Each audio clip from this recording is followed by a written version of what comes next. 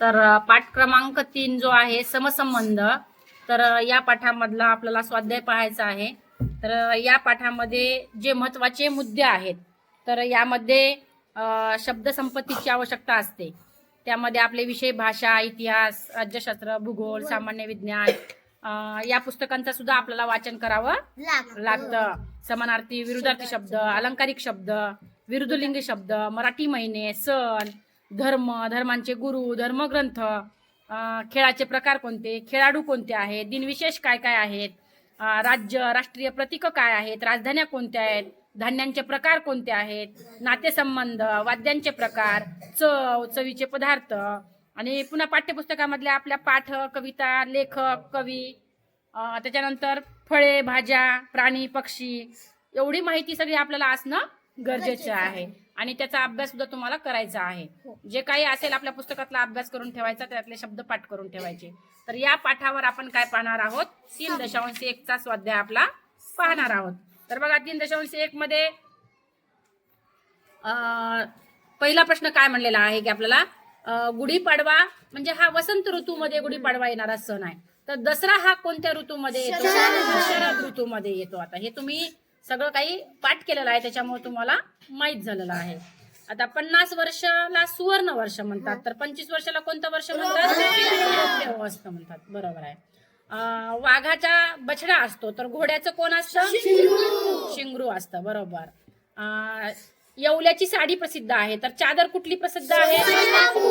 छान. पंजाबचा बैसाखी हा सण आहे, तर पोंगल हा सण कुठल्या राज्यातला आहे? छान. गाईचं हंबरणं असतं, तर मोराचं काय असतं? केकारव. इमानी, कुत्रा हा इमानी प्राणी आहे, तर कोल्हा कसा असतो? धूर्त असतो. 8 मार्च हा आंतरराष्ट्रीय महिला दिन आहे, तर 21 जून हा कोणता दिवस आहे? आंतरराष्ट्रीय योग दिन आहे.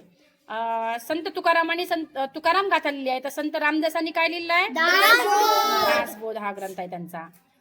कुंभार हा चाकावर आपले मडके घडवतो, तर चित्रकार हा आपल्या चित्र उंचला वापरतो. छान. मोबाईलला भ्रमणध्वनी म्हणतात, तर टेलिफोनला काय म्हणतात? दूरध्वनी म्हणतात. त्याच्यानंतर प्रश्न कितवा आहे आपला? 12वा. कमालच्या विरुद्ध किमान, तर महत्तमच्या विरुद्ध काय येतं? लघुत्तम. मासिक म्हणजे महिना, तर साप्ताहिक म्हणजे काय असतं? आठवडा. देवगडचा आंबा प्रसिद्ध आहे, तर घोलवडचं काय प्रसिद्ध आहे? चिक्कू. छान. खेळाडूंचा संघ असतो, तर तारकांचा काय असतो? पुंज. अमावस्येनंतर पौर्णिमा येते, तसंच शुक्ल पक्षानंतर काय येतो? कृष्ण पक्ष. गाईपासून आपल्याला दूध मिळतं, तर मेंढीपासून काय मिळतं? ताडोबाचं जंगल हे चंद्रपूर मध्ये आहे, चंद्रपूर जिल्ह्यामध्ये. तर फणसाड हे कुठल्या जिल्ह्यामध्ये? रायगड. त्याच्यानंतर त्र्यंबकेश्वर नाशिक मध्ये त्र्यंबकेश्वर आहे, तर पैठण मध्ये म्हणजे पैठण हे कुठे आहे? औरंगाबाद मध्ये आहे. हरित क्रांतीचे जनक हे स्वामीनाथन आहेत, तर श्वेत क्रांतीचे जनक कोण आहेत? कुरियन हे आहेत. म्हणजे ए जीवनसत्वाचा जर आपल्याला अभाव झाला तर रात आंधळेपणा येतो, तर तसं डी जीवनसत्व जर कमी पडलं तर काय होतो? हा रोग होतो. तर काळोखाचा समानार्थी शब्द काय आहे? तिमिर आहे. तर भुंग्याचा समानार्थी काय आहे? भ्रमर आहे. तानसा हे ठाणे जिल्ह्यामध्ये आहे, धरण. तानसा धरण ठाणे जिल्ह्यातलं आहे, तर राधानगरी हे धरण कुठलं आहे? कोल्हापूर मधलं आहे. बरोबर. कोल्हापूरची चप्पल आहे प्रसिद्ध, तर सोलापूरची काय आहे? चादर आहे. त्याच्यानंतरचा प्रश्न काय म्हणते आपल्याला?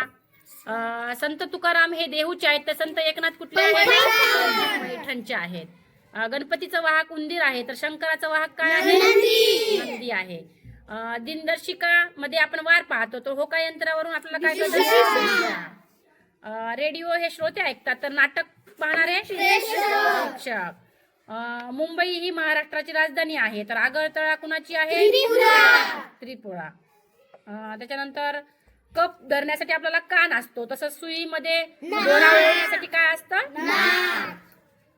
26 जानेवारीला प्रजासत्ताक दिन म्हणतात, तर 1 मेला काय म्हणतात? कामगार दिन म्हणतात.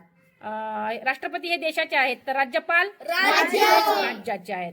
बंगला हे नाम आहे, तर सुंदर काय आहे? विशेषण आहे. सतार हे तंतुवाद्य आहे, तर तबला कोणतं वाद्य आहे? वाद्य आहे. अंगठी बोटात असते तर नथ कुठे असते? नाकात. बैलाचा गोठा तसा पोपटाचं काय असतं? ढोली. सुनील गावस्कर हे क्रिकेटचे क्रिकेटपटू आहेत, म्हणजे क्रिकेटपटू आहेत ते. तर अभिजित कुंटे हे कशाचे आहेत? कोणत्या खेळाचे? हा, बुद्धिबळाचे आहेत. शब्बास. त्याच्यानंतर मोरोपंतांनी काय लिहिलंय? आर्या. तसं संत एकनाथांनी भारूड लिहिलेलं आहे. द मा मिराजदारांची ही मिराजदारी आहे. तर पु ल देशपांडेंनी लिहिलेलं काय आहे? खोरी भरती. मुलगा मुलगी तसं मोर लांडोर. भरतीची ओटी तसं रस्वचा दीर्घ. ग्रामगीता राष्ट्रसंत तुकडोजी महाराजांनी लिहिलेली आहे. तर विनोबा भावेंनी काय लिहिले आहे? काही हे लिहिलेलं आहे. तुम्ही सर्व, तुम्हाला हा स्वाध्याय एकदम छान पद्धतीने तुम्ही पाठांतर केलेला तुम्हाला माहित झालं, त्यामुळं सर्वांचे अभिनंदन. असंच अभ्यास करायचं, पाठ करत राहायचं. छान.